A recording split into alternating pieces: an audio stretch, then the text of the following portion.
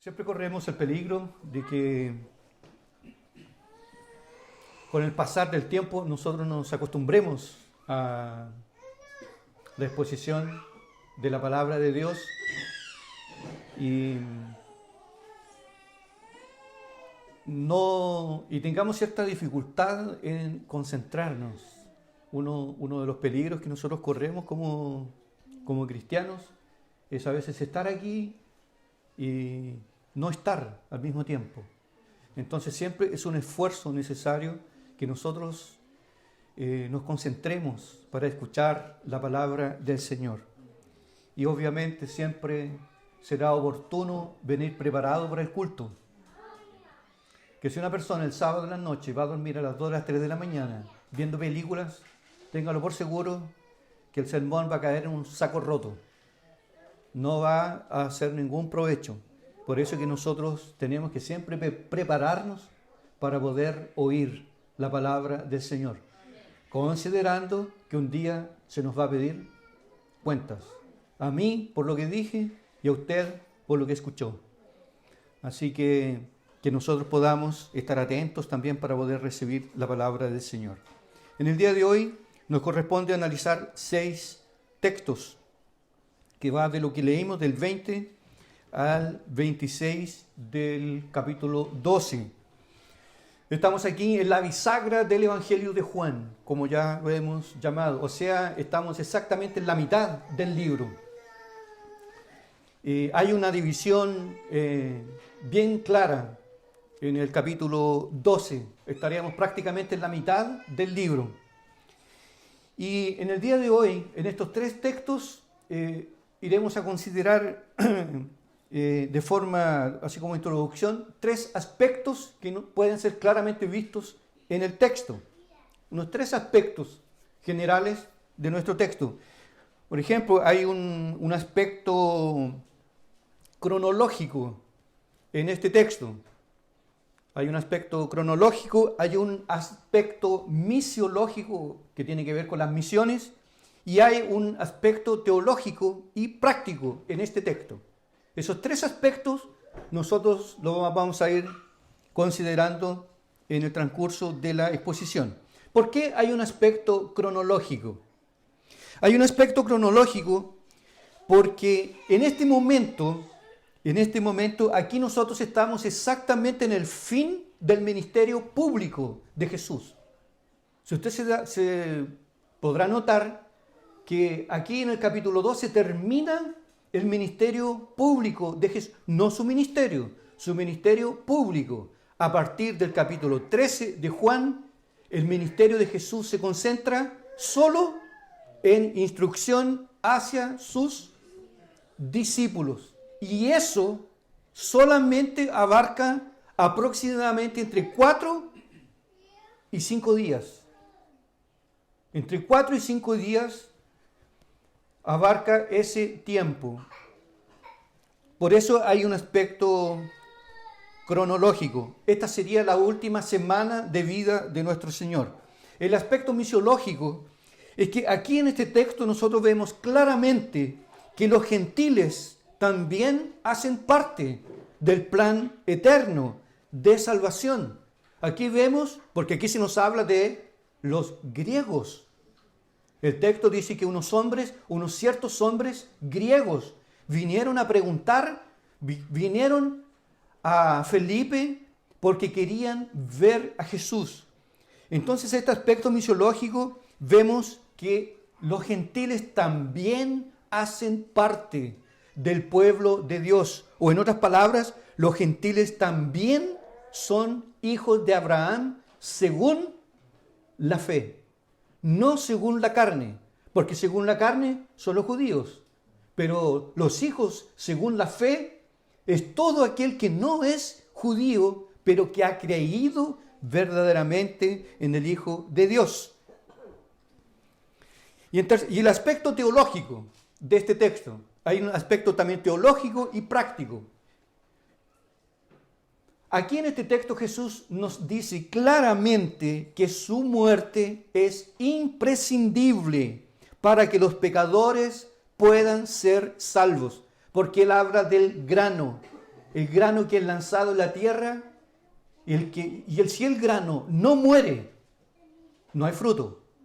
Pero si el grano muere, lleva mucho fruto, dando a entender con esto de que él estaba hablando de sí mismo, de que él en esa semana iba a entregar su vida y que su muerte es absolutamente necesaria para que los pecadores puedan ser salvos. Y además, por eso dije que un aspecto teológico, porque la cruz aquí resalta ante nuestros ojos, el aspecto práctico es que también Jesús aquí en este texto establece los principios fundamentales del verdadero discipulado. Porque Él dice, el que ama su vida, la perderá. Empieza con los contrastes.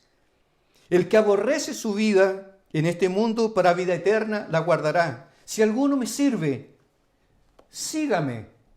Y donde yo estuviere, allí también estará mi servidor. Ahí encontramos los principios sólidos del verdadero discipulado. En primer lugar, entonces vemos en este texto que la bendición de la salvación está destinada a todos los hombres, no solo a judíos, sino también a gentiles. Dice el texto que había ciertos griegos entre los que habían subido a adorar a la fiesta. Supuestamente serían personas que no eran judías y que habían abrazado el judaísmo y que habían ido a Jerusalén a ser parte de la fiesta.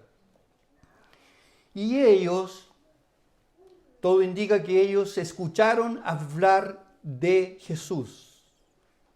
La onda expansiva del ministerio de Jesús llegó muy lejos, principalmente con el milagro de la resurrección de Lázaro. Y estos griegos vinieron porque querían conocer a Jesús. Se acercaron a Felipe, que tenía un nombre griego, a Felipe, y le dijeron, Señor, queremos ver a Jesús. Una petición maravillosa, gloriosa. Hoy la gente viene a la iglesia y nos dicen, Señor, hermanos, nosotros queremos ver también, pero nosotros queremos ver milagros.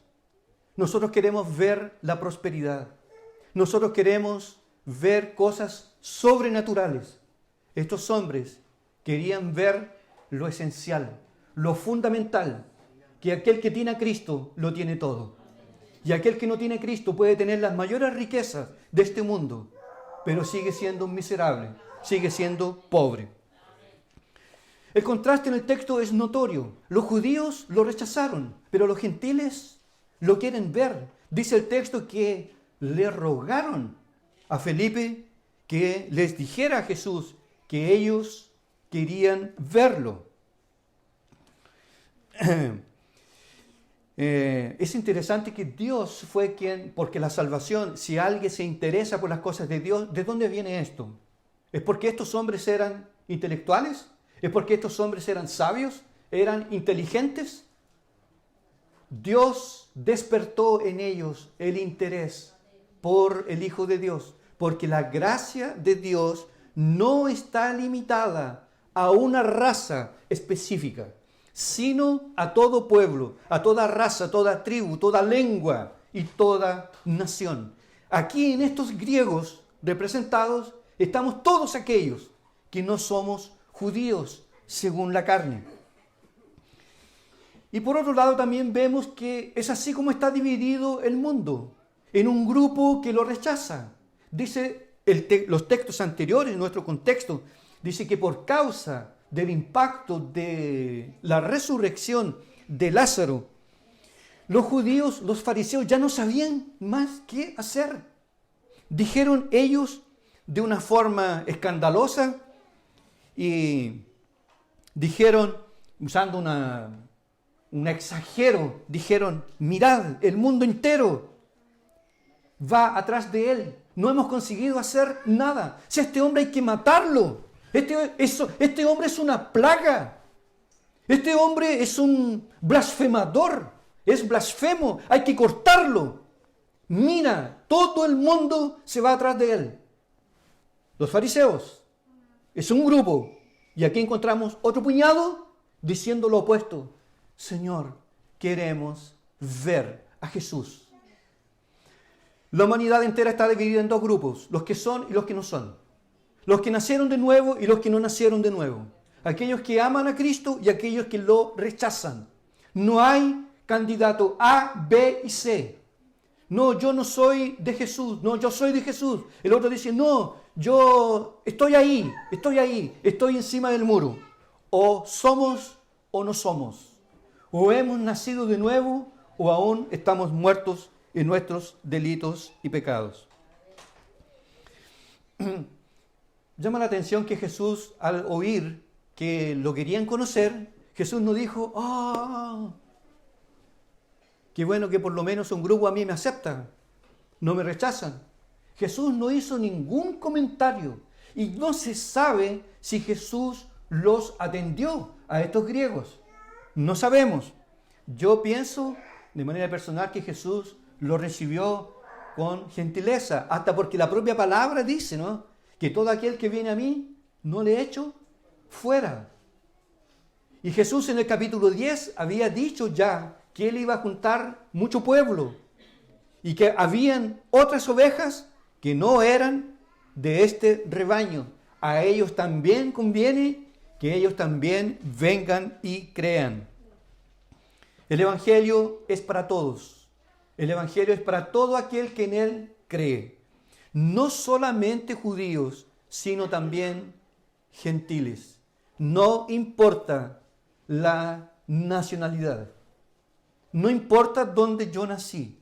Lo que importa es nacer de nuevo. Y voy un poco más allá. Ni siquiera tiene relevancia ser judío. Haber nacido en Israel no tiene ninguna relevancia si esa persona no ha nacido de nuevo. Por eso que el apóstol Pablo dice que entre la circuncisión y la circuncisión nada es. Lo importante es ser una nueva criatura en Cristo Jesús. Ahí vemos entonces, amados hermanos, que la bendición de la salvación está destinada a todos los hombres. Y esto no parte ahora solo con estos griegos, porque esto parte desde cuando empezó la iglesia, desde el Antiguo Testamento. Tenemos a Rahab, que no era judía, y ella creyó en Dios. Y muchos otros, por ejemplo, recuerdo a Naamán, el sirio, al rey Ciro, al rey Asuero, después la conversión de Nabucodonosor. Hombres que no eran judíos y que fueron alcanzados por la gracia de Dios.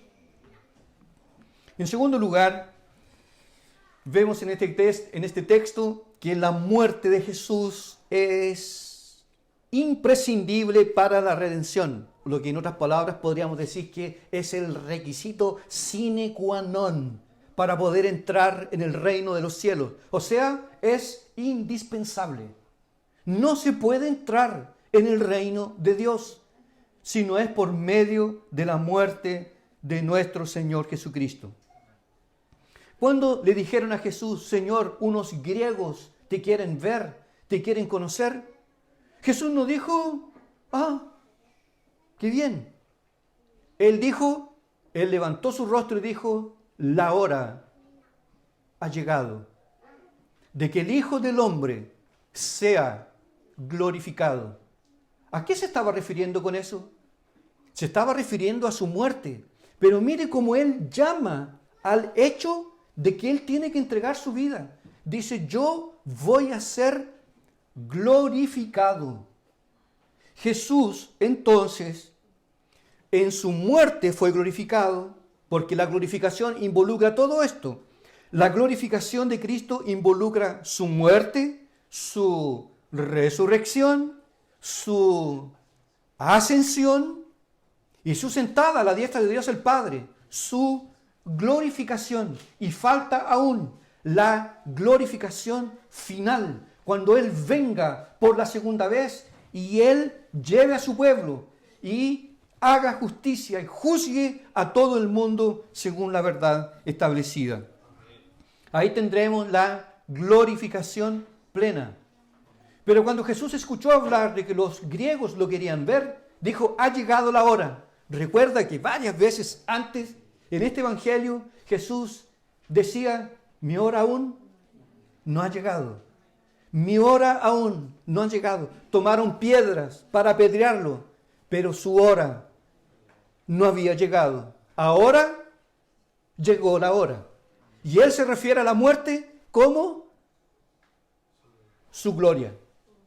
Llegó la hora de la gloria. No dice llegó la hora de la tragedia. Llegó la hora del descalabro, de la frustración del plan de Dios.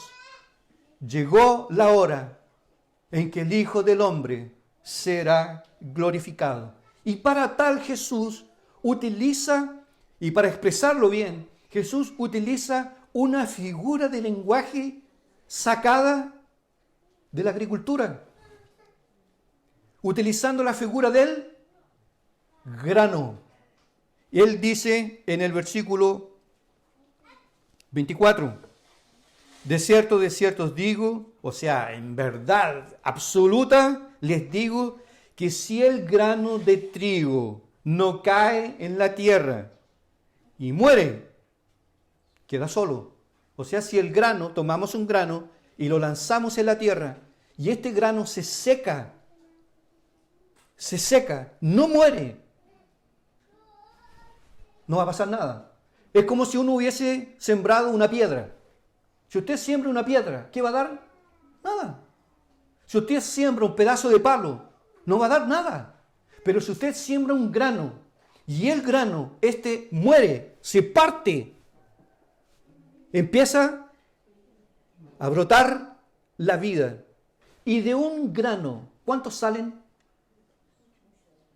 Muchos. Dando a entender con esto, nuestro amado Salvador, que con su muerte Él atraería para sí a millones y millones y millones de personas que habrían de creer en Él. Y no es ningún exagero, porque cuando la Biblia compara el número de los elegidos, de los cristianos, lo compara con la arena del mar y lo compara con las estrellas de los cielos. Números incontables.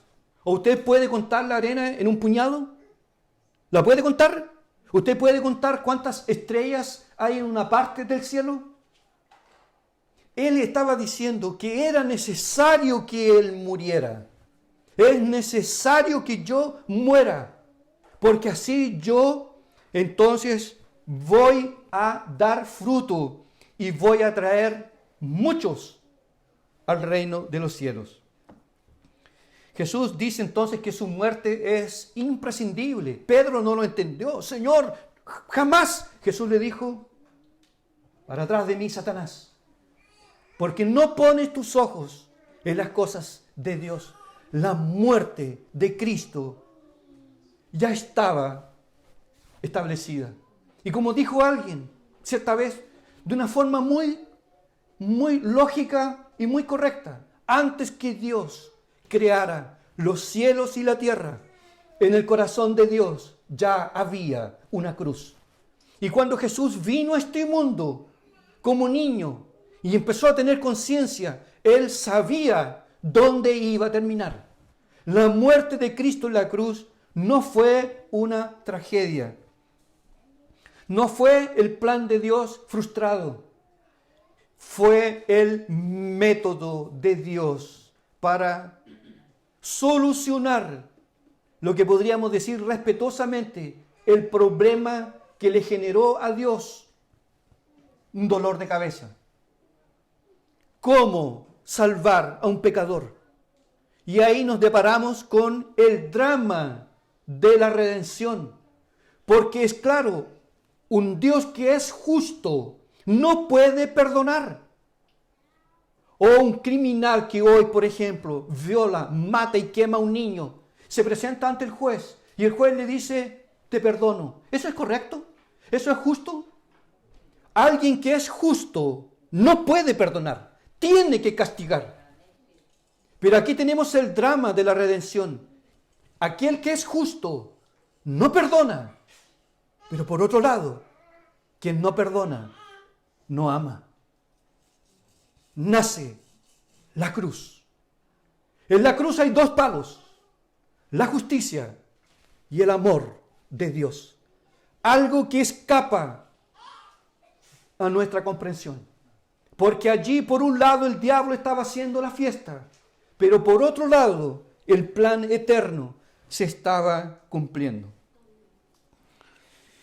El pecado es el mayor problema que Dios tuvo que enfrentar, que Dios tuvo que solucionar. ¿Cómo salvar a un pecador?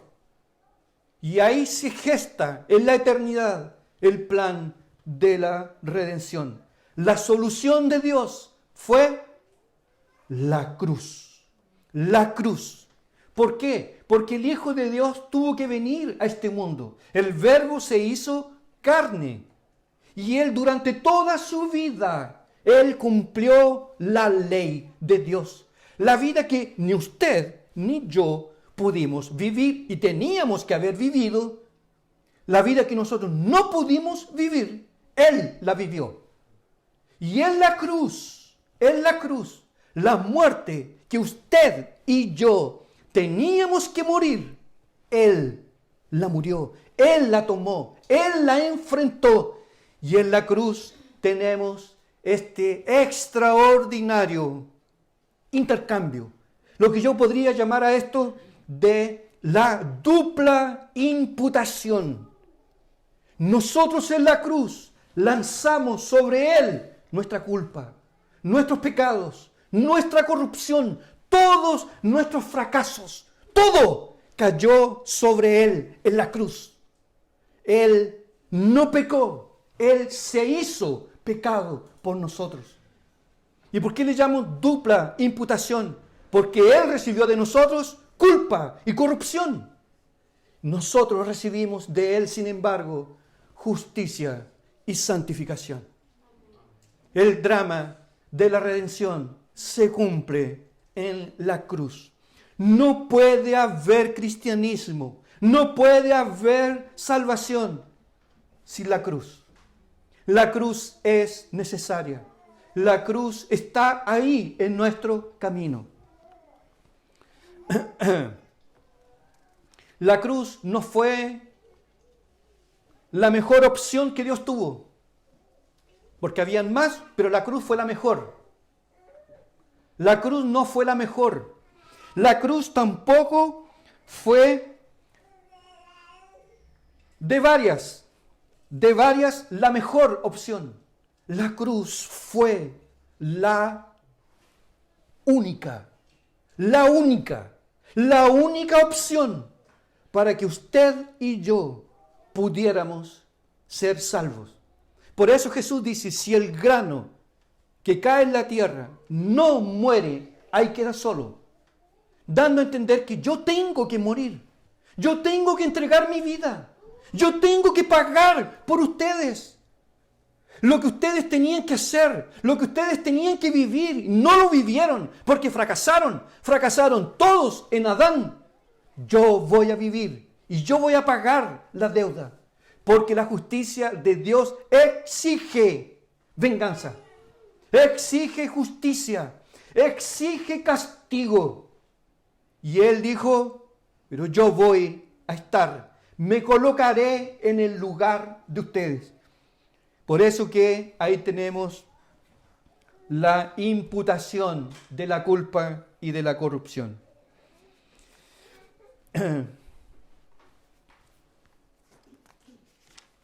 Los que crucificaron a Jesús, los judíos, dijeron, nos libramos de esta plaga.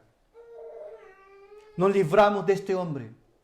¿Usted podría calcular a qué nivel puede llegar la incredulidad de un ser humano?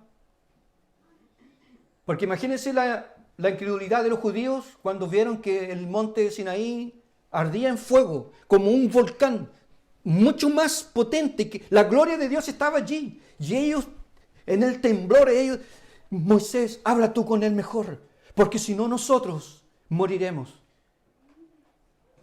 En el ministerio de Jesús vino algo más potente que el Sinaí. Vino el propio Hijo de Dios. Y los hombres lo escucharon, lo vieron, lo estudiaron y dijeron, este hombre está endemoniado. Este hombre es malo. Este hombre engaña al pueblo. Y le decidieron dar muerte. Así es como el mundo trata al Hijo de Dios. Al Hijo de Dios y a los hijos de Dios. No esperemos nosotros aplausos del mundo, porque somos cristianos. Si el mundo nos aplaude, es porque nosotros no estamos pasando la idea correcta de lo que es el Evangelio. Si el mundo nos aplaude, es porque nosotros somos como el creyente, o seríamos como el creyente Raimundo, un pie en la iglesia y otro en el mundo. Ahí nosotros nos reímos con el chiste de doble sentido. De repente, si nos pegamos en un dedo o cualquier cosa, lanzamos un garabato. También se baila, también se fuma. De vez en cuando también se usan drogas. Pero los fines de semana vamos a la iglesia. También peleamos, también nos divorciamos, pero estamos en la iglesia. Y el mundo ahí, este es un creyente de la mente abierta, un creyente liberal, un creyente, no como estos otros cerrados. Y como dice Sugiel Michelin, hay algunos que tienen la cabeza tan abierta, la mente tan abierta que ya se les cayó el cerebro hace rato. A esos el mundo aplaude. Pero si usted no roba, usted no capea en su trabajo, usted no habla mal de nadie, usted hace lo que es correcto, a usted le va a llegar. Porque la santidad ofende al mundo. Rechazaron al Hijo de Dios. También a los que le siguen también lo van a rechazar. Así que no se espante. Si principalmente el golpe, el garrotazo viene de dentro de su propia familia. Si el garrotazo viene dentro de su propio trabajo. O dentro de las propias personas a quien usted le ha hecho el bien. Lo trataron a él así. A los suyos también lo tratarán de esa forma.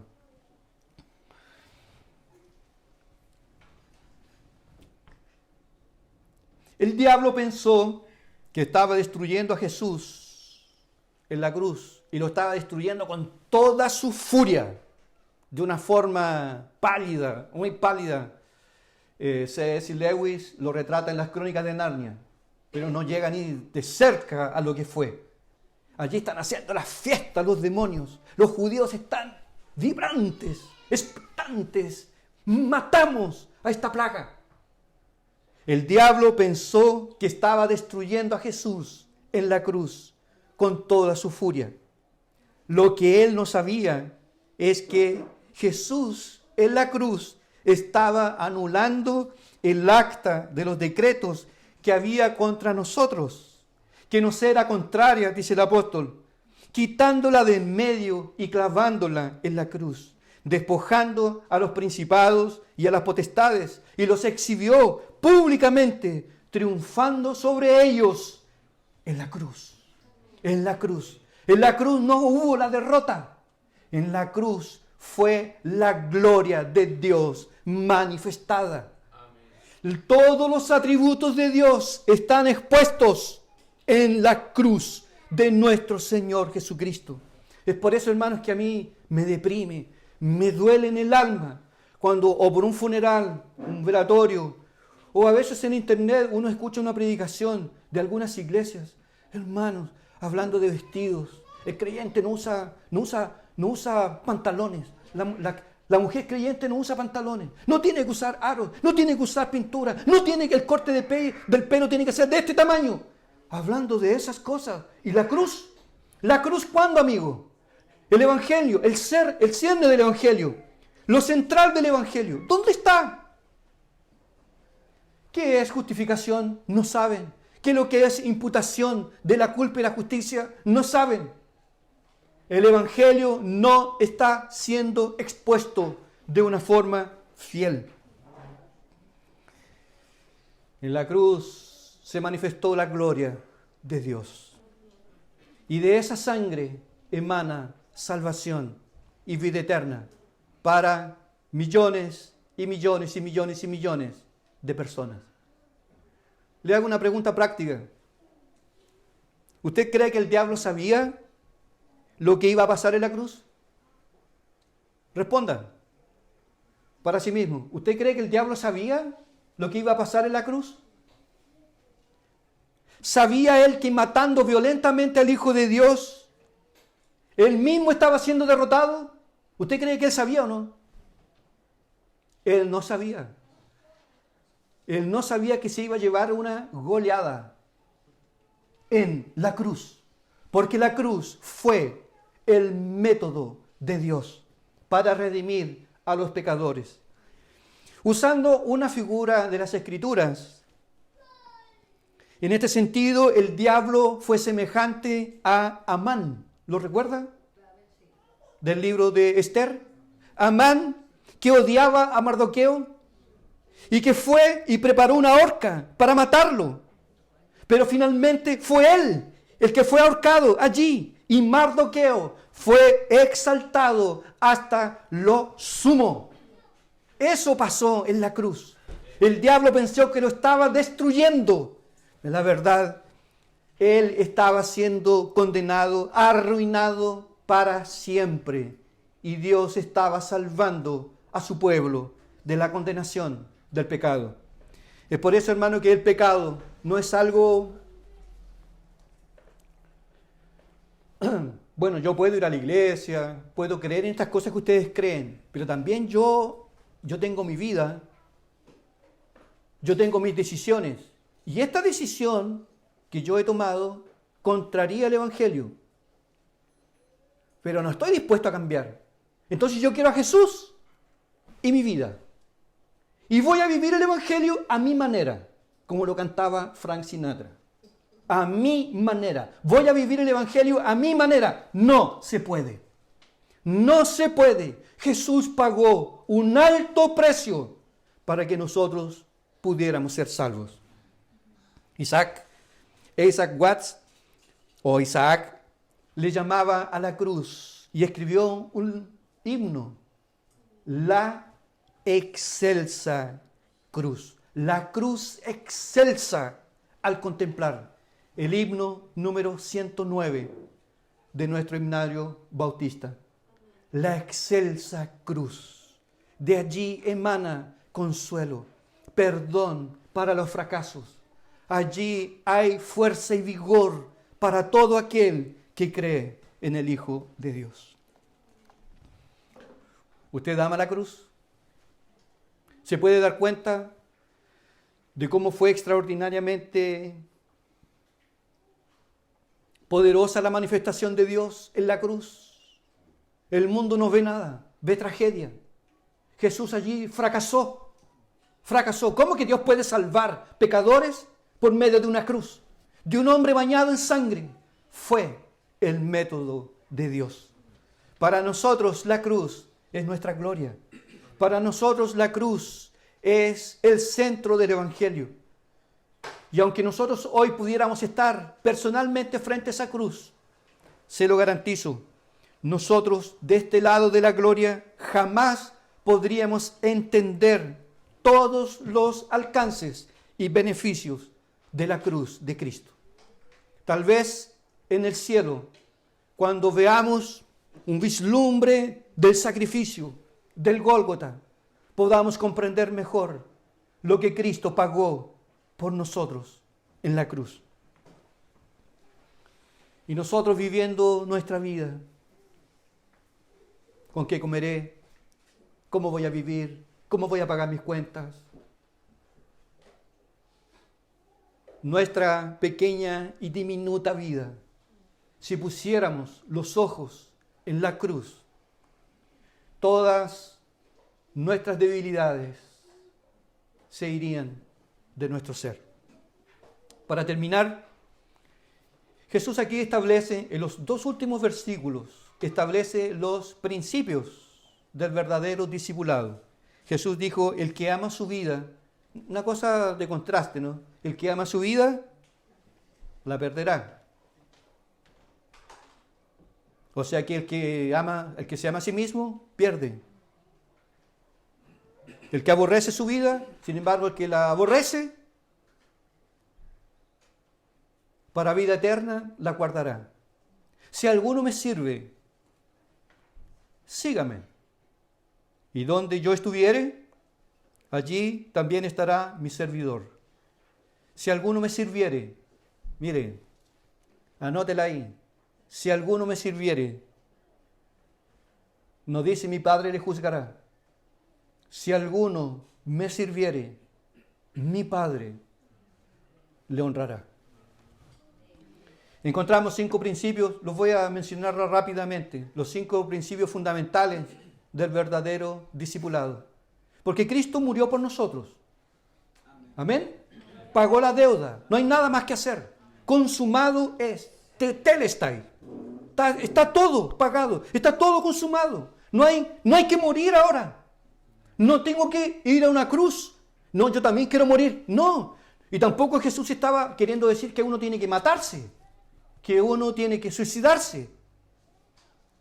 No, Él murió. Por eso que la muerte de Cristo es el camino hacia la vida espiritual. Pero Jesús ahora a sus seguidores es como si nos dijera, ya, yo morí por ustedes. Ustedes no necesitan morir. Ustedes ahora necesitan seguir el camino de la mortificación del pecado. Ustedes van a tener que morir, pero morir al pecado, morir al yo, morir para los deseos personales, los anhelos personales, morir para nuestros sueños personales, para que puedan vivir para el Evangelio.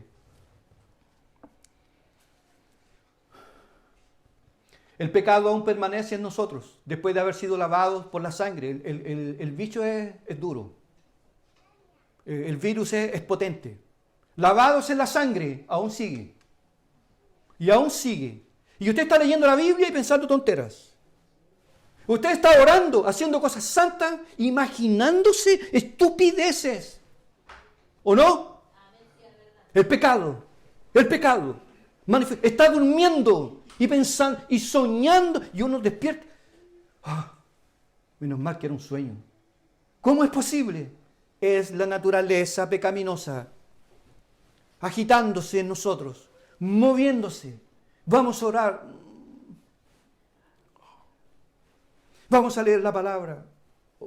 Que me da un sueño. Todo. Voy a orar y suena el teléfono. Voy a orar y pasa algo. No, ya vuelvo y no volvió nunca. No necesitamos morir en una cruz. Necesitamos, sí, mortificar nuestro pecado, porque la naturaleza pecaminosa continúa. Y a alguien, hermano, cristiano, que le está dando muerte diariamente al pecado, se nota.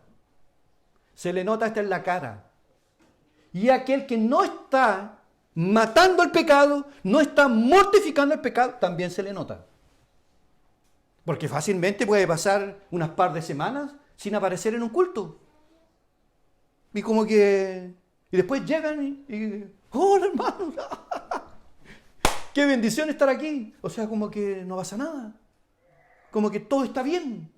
No tienen ningún dolor de cabeza, ningún dolor en el corazón. No le aflige que las almas se están perdiendo en el mundo. Y no hay esfuerzos para poder extender la mano para sacar a estos hombres de la perdición. ¿Quién mortifica el pecado? Se nota. Se nota. Así como cuando una persona está embriagada, ¿se nota o no? ¿O hay que hacer un estudio para ver si está borracho o no? Se nota cómo habla, se nota cómo mira, se nota cómo camina, se nota cómo se viste. Este hombre está embriagado. Una persona que también le está dando muerte al pecado, se le va a notar. Porque los niveles de santidad van a...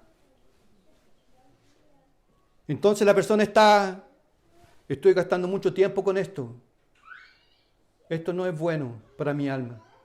No, estas películas no son agradables a Dios. Si estuviera mi pastor y los diáconos, o mis pastores ahora aquí conmigo, sentados ahí, yo me sentiría mucha vergüenza de estar viendo este tipo de películas. Viendo este tipo de humoristas, escuchando este tipo de humoristas. Eso no le hace bien a mi alma. Claro, es chistoso, es gracioso, pero la pornografía, ellos hoy solo hacen humor a base de eso. ¿Y el Espíritu de Dios? ¿O no? Eso no es para ti. Sal de ahí, sal de ahí, sal de ahí. Eso no es correcto. No es correcto lo que estás haciendo. Arrepiéntete, vuelve al camino. El verdadero cristiano no tiene que morir en una cruz. Cristo ya murió. Él ya pagó la deuda. Pero yo tengo que mortificar mi pecado. Y darle combate a mi naturaleza pecaminosa, que no es débil. ¿Usted se ha dado cuenta o no? Póngase a orar de rodillas, ¿qué pasa? Cantar es fácil. Comer, pasear es fácil. ¿O no? Tener comunión con los hermanos, un balazo. Estar solo, en una pieza, arrodillado. Ahí te quiero ver. Como el pecado empieza a patalear. Sueño, sueño, sueño, sueño. Pensamientos van. Ay, es muy difícil orar. Hay que mortificar al pecado. Todo cristiano, según nuestro Señor, estos son los principios fundamentales del discipulado, todo cristiano debe considerarse muerto al pecado. Por eso que Jesús dijo, aquel que ama su vida, la perderá. Aquí tú no puedes amar tu vida. No es que mi familia es importante. Claro que es importante, pero nunca jamás va a ser más importante que Dios. Y si tu familia, tus hijos, tu mujer es más importante para ti que Dios, tú no has entendido nada, amigo. Porque nosotros no podemos amar nuestra vida, mis intereses, mi dinero, mi tiempo. Eso todo lo perdimos en la cruz. Ya no tengo ningún derecho, no tengo derecho a nada. No tengo derecho a nada. Todas mis preferencias se perdieron. Ahora son las preferencias de Cristo. Ahora nosotros estamos pensando, ¿qué haría Jesús en mi lugar? ¿Dormiría tanto como yo? ¿Ocuparía tanto el celular como lo ocupo yo? Cuando salgo de la casa y me di cuenta que salí sin celular, una angustia. ¿Y esa angustia te pasa cuando tú sales de tu casa y no oras? El cristiano debe considerarse muerto al pecado cada día. No, yo no puedo ver esas cosas. No, yo no puedo andar, yo no puedo vestirme así. Yo no puedo hablar así, no puedo reírme de esas cosas. No puedo, porque yo he muerto. Como lo dijo Lutero. Fueron a golpear la puerta de Lutero. Quiero hablar con Lutero y tocar la puerta. Lutero abrió la puerta y dijo, Lutero murió. Ahora Cristo vive en mí. ¿No le ha dicho a su familia a usted alguna vez? Desde que entró a la iglesia cambió, pero ya no se puede contar con él. ¿Le han dicho, no? ¿Le han dicho? ¿O usted de aquellos que no puede escuchar cumpleaños? Pero hay culto. Hay un retiro de naturaleza espiritual que va a hacer bien a mi alma. El cristiano, aquel que ama su vida, no ha entendido nada.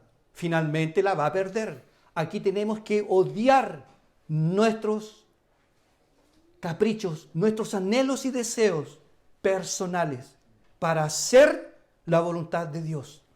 Porque si Cristo murió por nosotros, nosotros también tenemos que morir al pecado. En segundo lugar, el cristiano también debe renunciar a todo aquello que ofende a Dios. A todo. Entonces nosotros aquí no podemos decir así, no, yo aquí le doy toda mi vida al Señor, menos esto. Aquí no se meta. 3 mujeres ya me han dicho en el ministerio, casi 30 años en el ministerio, 3 mujeres me han dicho, ¿sabe qué, pastor? Yo puedo aceptar todo, pero no voy a aceptar y no estoy dispuesta a dejar a este hombre por causa del Evangelio. No quiero. Soy feliz con él.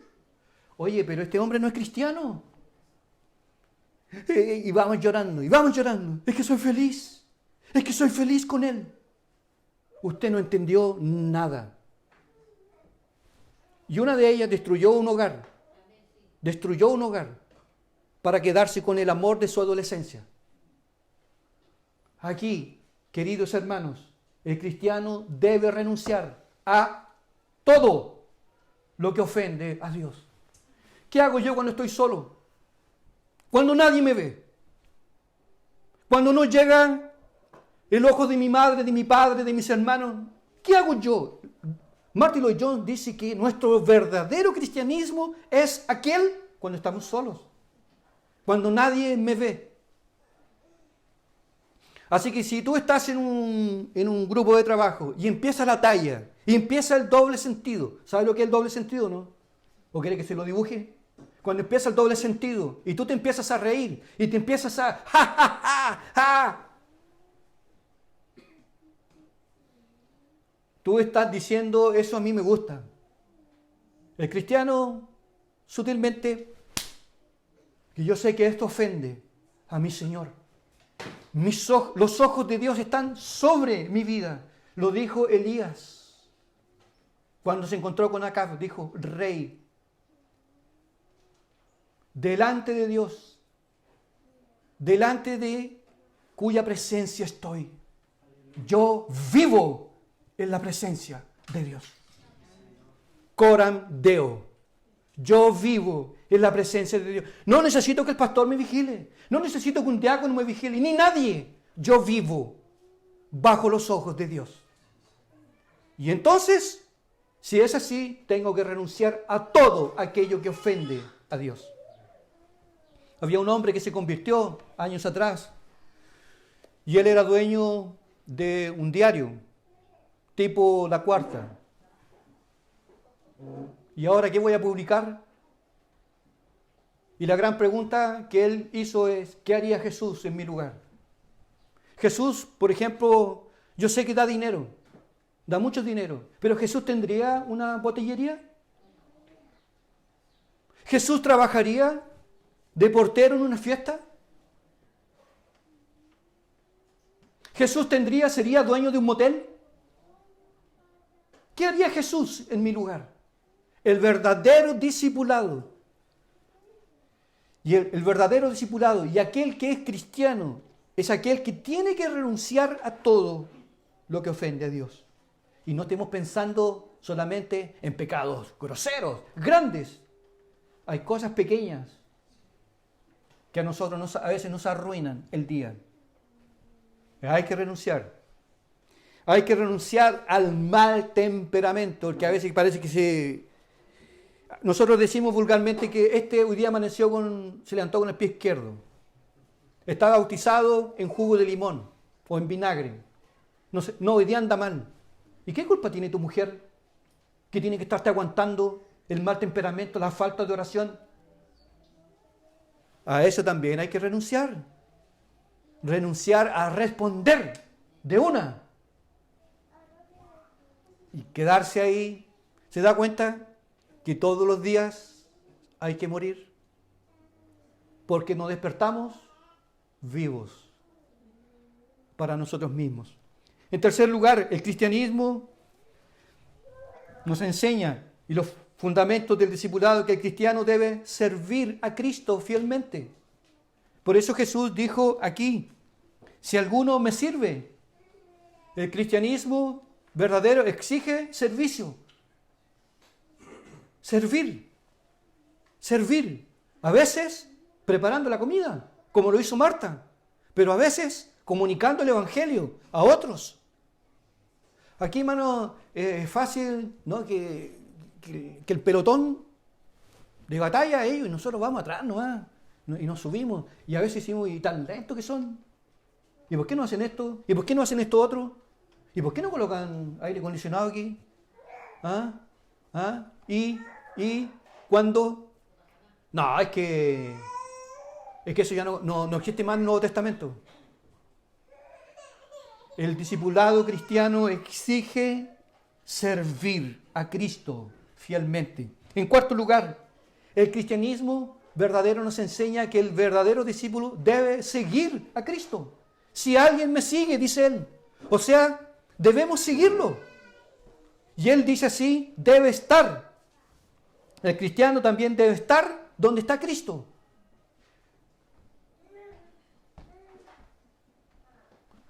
Entonces, ¿Cristo andaría en la playa un domingo en la mañana, bañándose? No que eso sea pecado, obvio. Pero donde está Cristo tiene que estar usted. Cristo estaría entre los pobres. Cristo estaría en un funeral. Cristo estaría entre los que lloran. Cristo estaría entre leprosos. Cristo estaría en una garra brava. ¿Estaría Cristo allí o no? Estaría en el culto, nunca levanta los brazos. No estoy diciendo que es obligación. Nunca, pero en el estadio. Una ofrenda, 2.000 pesos ya es mucho. Pero puede pagar 20 en una entrada. El cristiano verdadero debe estar donde está su Señor. Un día le dijeron a Jesús, ¿dónde estás? ¿Dónde estás? Te hemos buscado por todas partes. ¿Dónde estás? Y él dijo, en la casa, dígalo, en la casa de mi Padre me es necesario estar. No cambio la casa de Dios por nada. Por nada. Donde está Cristo, estarán sus discípulos.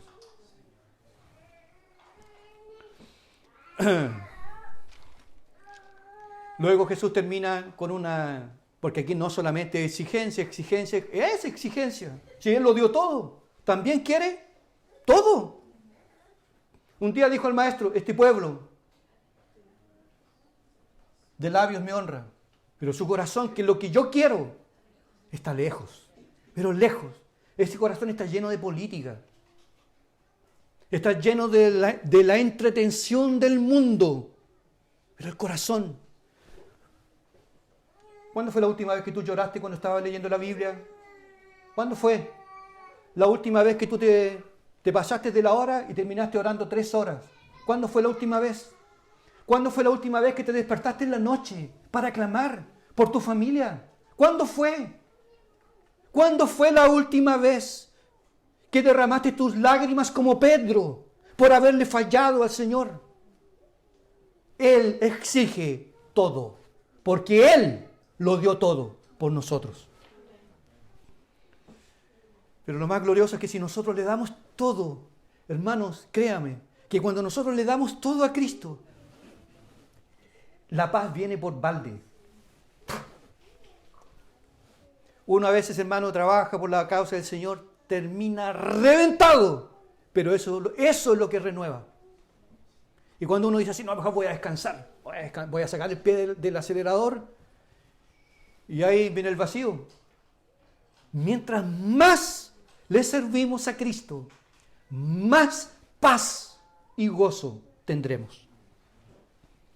Y tenemos la promesa.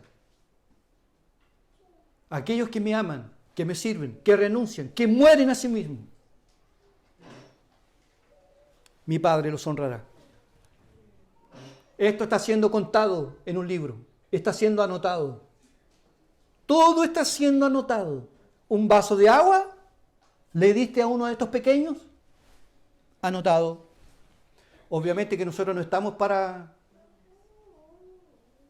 obras y obras y obras y obras y obras. Lo hacemos con gratitud.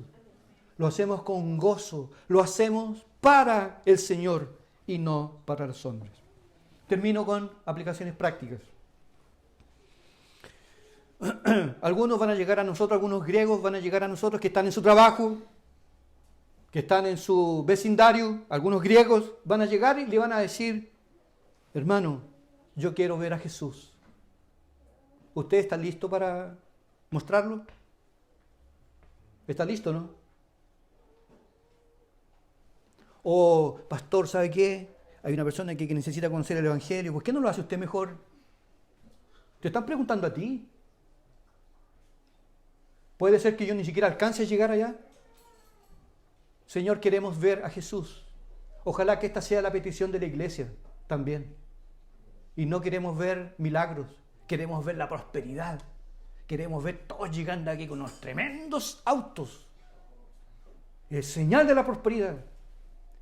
Si es así, estamos predicando un evangelio equivocado. Queremos a Jesús. Queremos que se nos hable de Cristo. No me interesan los nietos del pastor.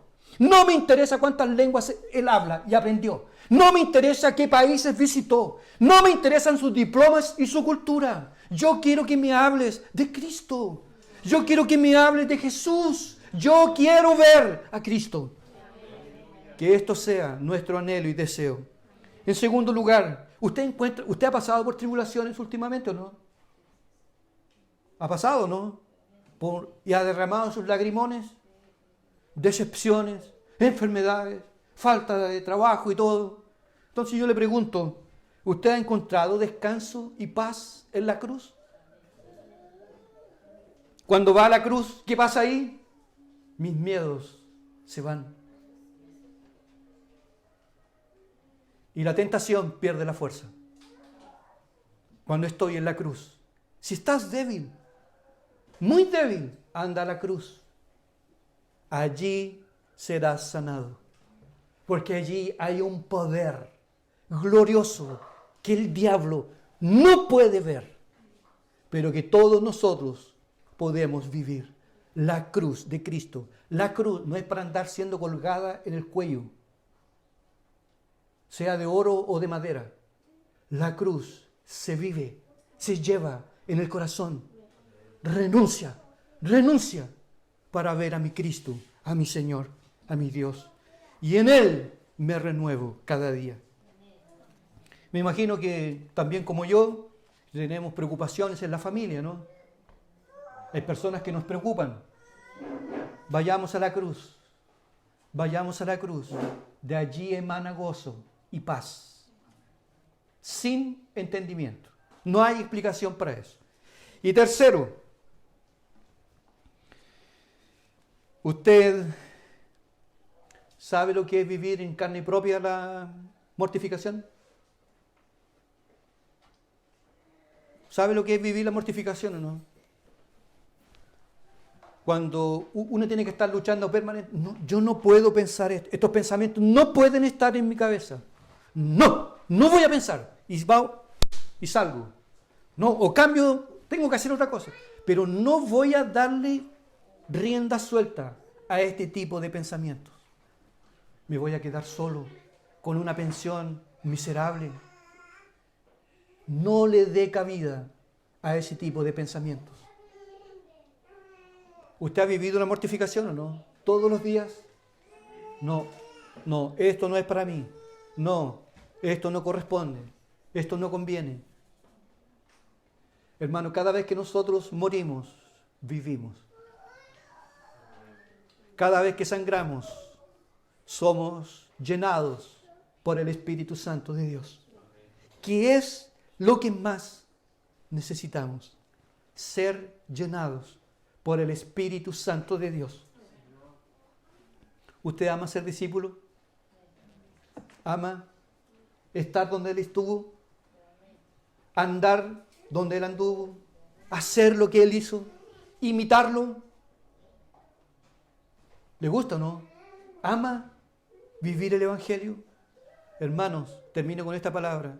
No puede haber algo más sublime en esta vida que conocer a Dios. Yo y ustedes también hemos tenido grandes bendiciones. Que alguien nos ame y que hayamos formado una familia. Ser papás, ahora abuelos. Tener un título, una casa, tener beneficios. Pero nada se compara con Cristo Jesús. Nada. Así que los que están aquí, los adolescentes, los jovencitos y jovencitas que están aquí, escúchenme bien. Lo mejor que ustedes pueden hacer es rendir sus vidas a Cristo. Con Él no se pasa vergüenza. Con Él no se pasa vergüenza. Y la bendición de Dios está de naturaleza espiritual y acompaña las otras por añadidura. Padre, gracias por tu palabra. Palabra fiel, verdadera, digna de ser recibida por todos. Te damos gracias por la cruz. Te damos gracias por el sacrificio de Cristo. Que nosotros también podamos darlo todo por Cristo. Hoy nos arrepentimos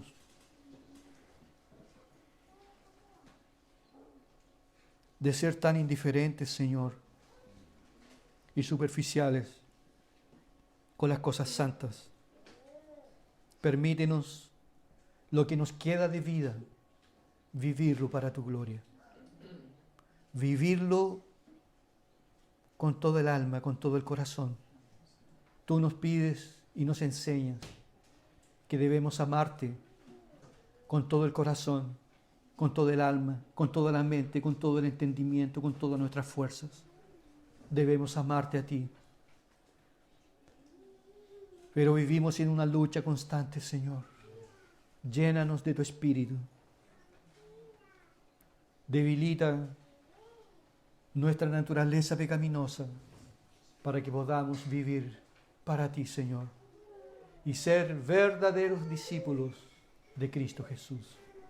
Consuela a tu pueblo, consuela a los que lloran, consuela a los afligidos, consuela a los que sufren, consuela a aquellos que esperan por una respuesta, Señor. Consuela a los tuyos, y que hoy podamos morir para nosotros mismos, para que tu voluntad sea hecha entre nosotros. Pedimos todo esto en el santo nombre de Jesús. Amén.